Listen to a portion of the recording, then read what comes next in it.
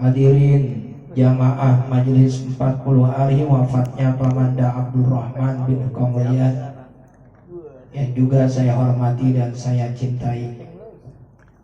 Mudah-mudahan Allah Subhanahu wa Ta'ala melimpah curahkan rahmat, nikmat, barokah dan maghfirah untuk kita semuanya. Di antara kebahagiaan orang tua adalah ketika orang tua memiliki anak yang mencintai Al-Quran. Makanya Nabi kita mengatakan adibu auladakum ala salasi khisalin. Didiklah anakmu 3 perkara. Yang pertama, hubbi nabiyikum, cinta kepada nabimu. Cinta kepada Nabi Muhammad merupakan jaminan kebahagiaan dunia dan akhirat. Orang yang cinta kepada Nabi tentu akan banyak bersolawat kepada Nabi. Solawat kepada Nabi dilaksanakan dalam kondisi pamer sekalipun. Suaranya cakep, di masjid dia baca solawat. Ditanya sama orang, solawat lu niatnya apa?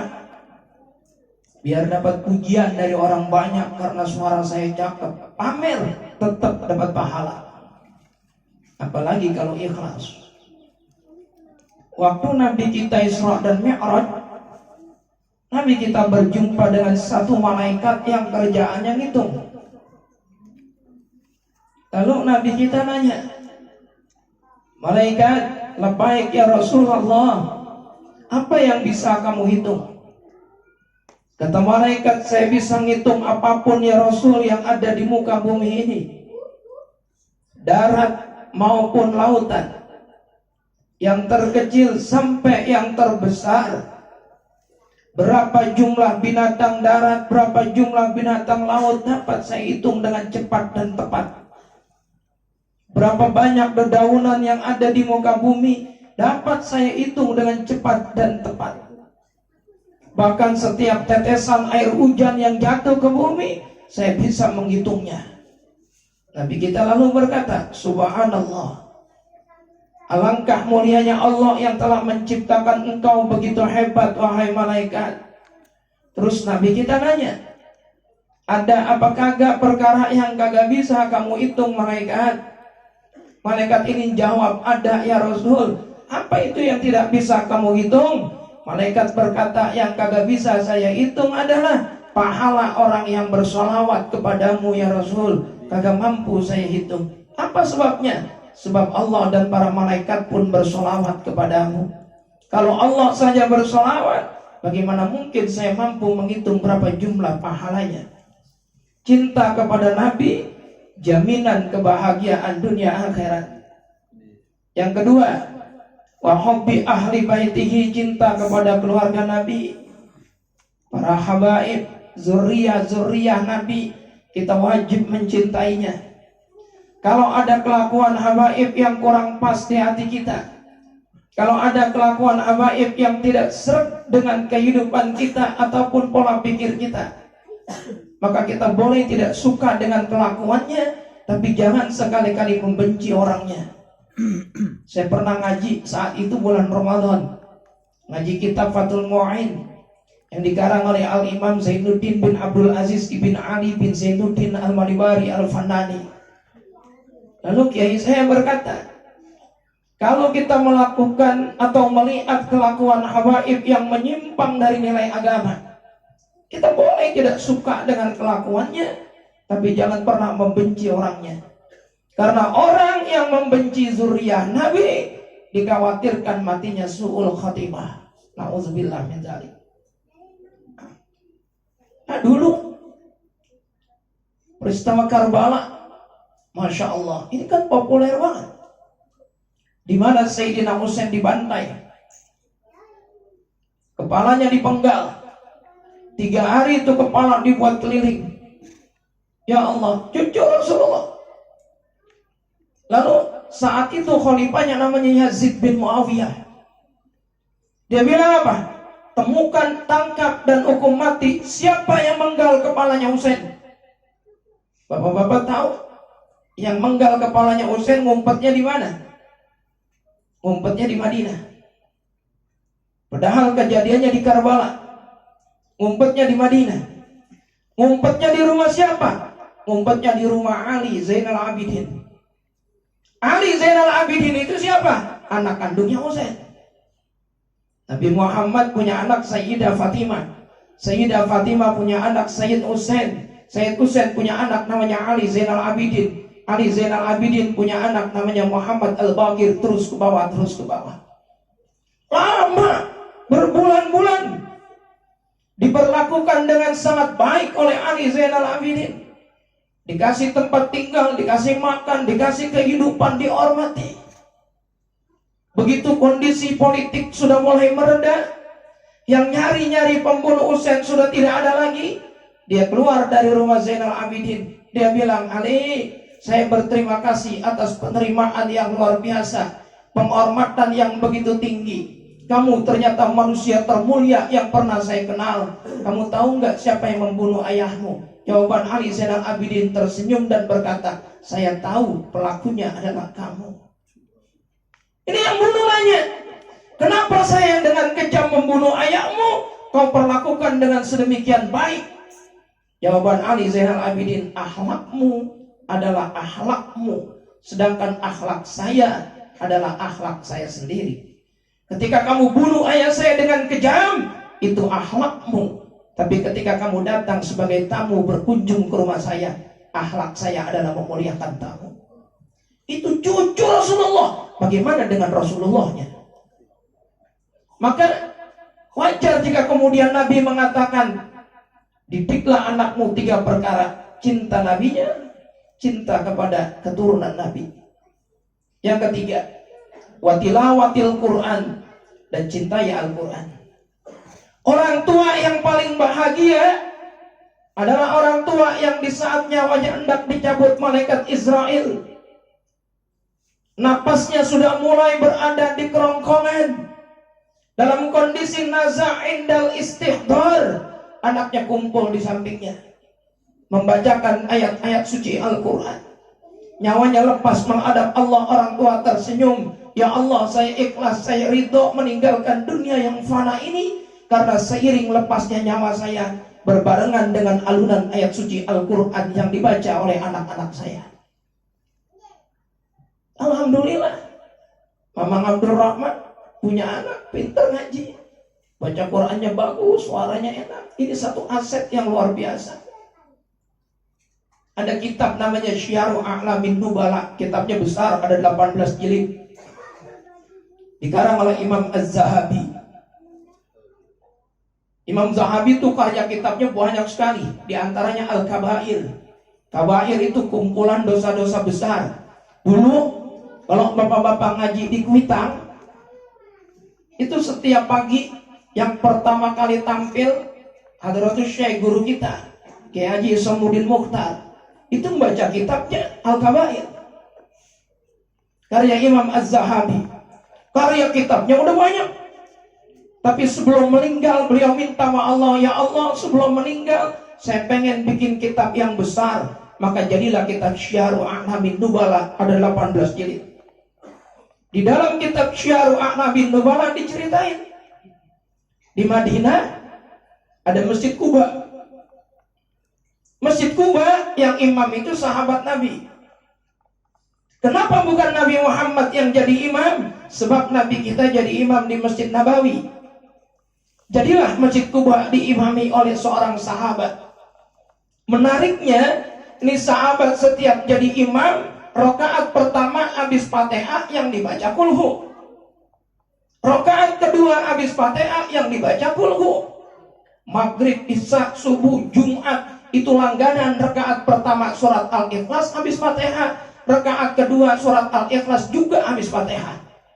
Kalau di kampung kita rame, ada imam yang dibaca kulhu mulu, kagak ganti-ganti. Dibilangnya imam ini kagak hafal surat lain, padahal hafal Quran itu sahabat. Akhirnya benar dilaporin juga ke Nabi. Ya Rasul, ada apa? Itu imam Masjid Quba sekali-kali ditolak. Lah emang apa? Yang dibaca suratnya Al-Ikhlas mulu, kagak ganti-ganti. Rakaat pertama Al-Ikhlas, rakaat kedua Al-Ikhlas. Benar itu. Benar ya Rasul. Didatangin sama Nabi. Ditanya sama Nabi baik-baik. Apa sebabnya kamu baca surat Al-Ikhlas terus? Rakaat pertama, rakaat kedua, baik maghrib, isya, subuh ataupun Jumat. Dijawab sama sahabat, ya Rasul, zakallah. Surat Al-Ikhlas itu isinya tentang Allah doang. Ada 4 ayat. Qul huwallahu ahad, nerangin tentang Allah. Allahus samad, nerangin tentang Allah. Lam yalid wa lam yulad, nerangin tentang Allah. Walam yakul lahu kufuwan ahad, pun nerangin tentang Allah. Karena 4-empatnya isinya cuma Allah doang. Saya demen banget sama surat Al-Ikhlas. Apa kata Nabi? Kecintaanmu terhadap surat Al-Ikhlas menjadikan kamu mendapat jaminan dimasukkan ke dalam surga. Kagak diomelin sama Nabi. Udah yang dibaca kulhu, kagak ganti-ganti. Orang cinta sama surat kulhu doang, jaminannya masuk surga. Apalagi kalau dia cinta 114 surat, 30 juz, 6.666 ayat menurut kaul yang asoh. Ada kitab namanya Sab'atu Kutubin Mufidah, dikarang oleh ulama-ulama dari Yaman. Kalau orang mati, orang tua kita kek, tetangga kita kek, atau siapalah, kan dikuburin. Itu sebelum dikuburin dibikin bantalan, tanah dibulet-buletin, ya kan? Orang Jawa bilang namanya gelu. Kalau orang Betawi bilang namanya apa? Bantalan, dibuletin. Jangan cuma sekedar dibuletin doang, rugi. Terus 1 buletan tanah bacain surat Al-Qadar 7 kali. Inna anzalnahu fi lailatul qadr. Dibaca 1 surat 7 kali. 1 bundelan 7 kali dibaca. Dalam kitab Sab'atu Kutubin Mufidah, orang yang mati bundelannya ini dibacain surat Al-Qadar 7 kali masing-masing, maka dijamin dia akan mampu menjawab semua pertanyaan munkar dan nakir. Masya Allah. Barokah apa? Barokah surat Al-Qadar yang dia baca. Itu surat Al-Qadar. Surat Al-Qadar ada berapa ayat? 1, 2, 3. Ayo berapa? Inna anzalnahu fi lailatul wa ma adraka ma lailatul qadri khairum min alfi tanazzalul malaikatu war-ruhu fiha bi idzni rabbihim min kulli amr salamun hiya hatta matla'il fajar. Kalau itu mah gampang ngikutinnya. Sekarang saya tanya lagi, yang bisa jawab dapat hadiah. Cepet. Surat Al-Qadar ada berapa kalimat? Ayo, saya hitungin nyampe 5, 4, 3, 2, 1. Tetot, waktunya habis. Ada 30 kalimat. Pertanyaan yang ketiga, gope. Surat Al-Qadar ada berapa huruf? Dari inna anzalnahu fi lailatul qadar sampai salamun ya hatta matla'il fajr ada berapa huruf? Padahal gampang banget. Tadi kalimat 30 juz. Berapa huruf? 114 huruf. Sama dengan Al-Qur'an. 30 juz, 114 surat. Gopek masuk kantong lagi. Padahal di kantongnya gak ada gopek. Hebatnya surat Al-Qadar dibaca orang yang mati, bundelannya dijadiin sanggaan kepala, dijadiin ganjalan pundak, dijadiin ganjalan pinggul, dijadiin ganjalan kaki. Orang yang dikuburkan dibacakan Al-Qadar dijamin mampu menjawab setiap pertanyaan munkar dan nakir. Kalau kita kagak sempet pesan sama tukang gali, bang bacainnya 1 bundelan saya upain gocap. Kagak sayang, paling 7 bundelan Gocap dikali 7, 350.000. Ini orang tua kita, agar dia mampu menjawab setiap pertanyaan munkar dan nakir. Dari kitab apa? Sab'atu Kutubin Mufidah. Ada lagi nama kitab I'anatul Talibin, karya As-Sayyid Abu Bakar bin Muhammad Syatok. Orang baru lahiran, istri kita baru lahir, kan kuping kanan diazanin, kuping kiri dikomatin, cukup belum? Balik lagi ke kuping kanan, bacain surat Al-Ikhlas 3 kali, menancapkan ketauhidan di hati anak kita.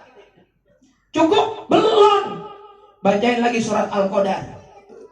Inna anzalnahu fi lailatul qadar. Dibacain 1 kali surat Al-Qadar.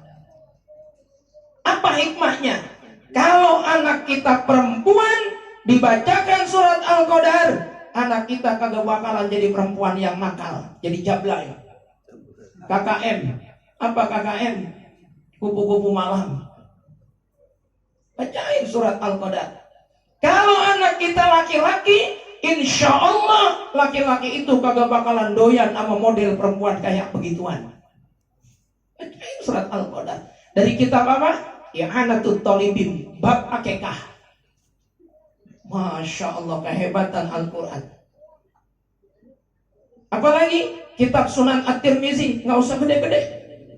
Saya punya kitab namanya Fathul Bari, ada 15 jilid.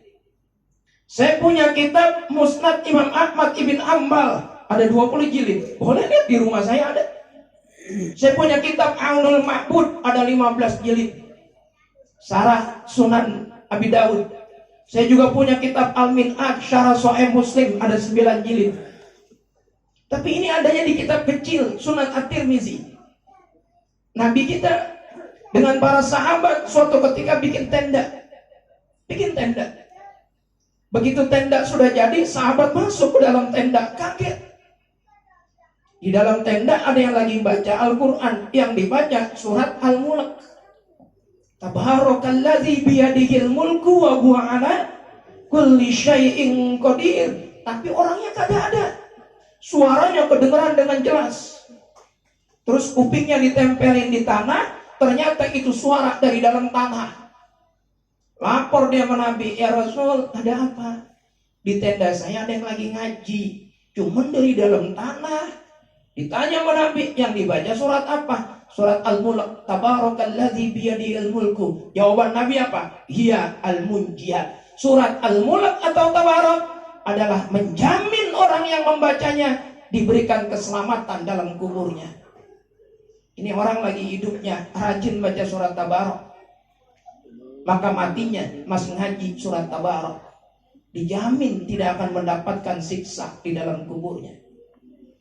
Ada lagi tabi'in namanya Sabit Al-Bunani. Ingat-ingat, Sabit Al-Bunani itu mengabdi kepada Anas ibn Malik. Anas ibn Malik mengabdi kepada Nabi Muhammad. Anas bin Malik ngabdi kepada Nabi 10 tahun. Diganti sama Allah, ada namanya Sabit Al-Bunani mengabdi kepada Anas ibn Malik 40 tahun. Karena Sabit Al-Bunani begitu cinta terhadap Al-Quran, udah dikuburin 40 hari 40 malam, orang masih dengar dia ngaji di dalam kuburannya. Masya Allah, Masya Allah. Al-Quran. Terakhir, saya tutup. Udah jangan lama-lama, dikit aja. Bapak-bapak pasti hafal. Idza zulzilatil ardu zil wa akhrajatil ardu asqalaha. Ada ulama namanya As-Sayyid Abdul Wahab Asy-Sya'rani, pengarang kitab Al-Minahus Saniyah, menafsirkan ayat ini. Wa akhrajatil ardu asqalaha. Nanti bumi akan memuntahkan isinya. Di akhirat nanti itu, di hari kiamat nanti, memuntahkan isinya. Tahu nggak yang dimuntahkan itu apa sama bumi? Termasuk orang-orang yang sudah dikuburkan.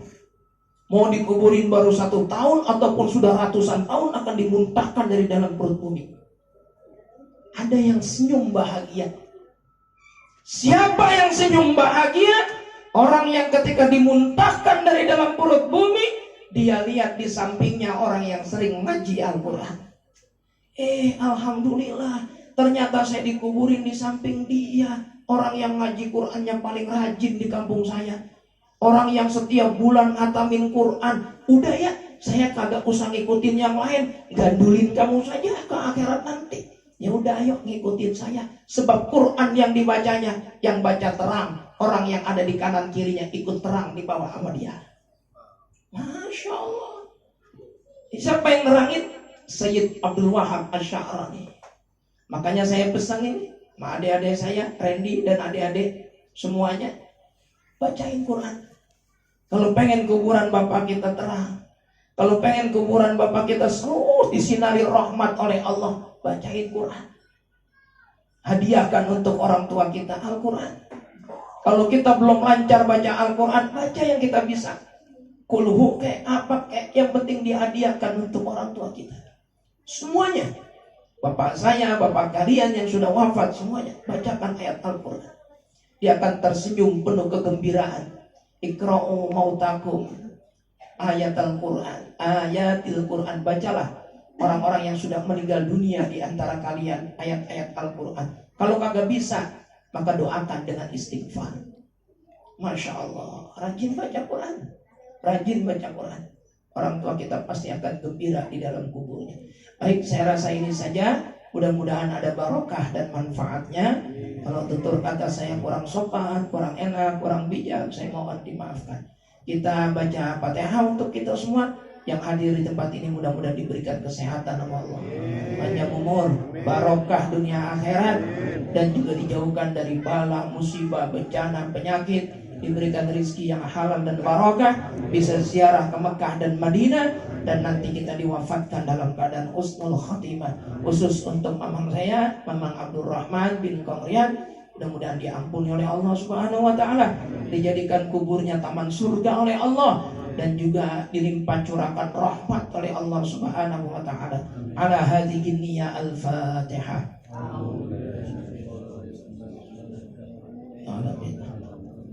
Iyyaka na'budu wa iyyaka nasta'in ihdinas siratal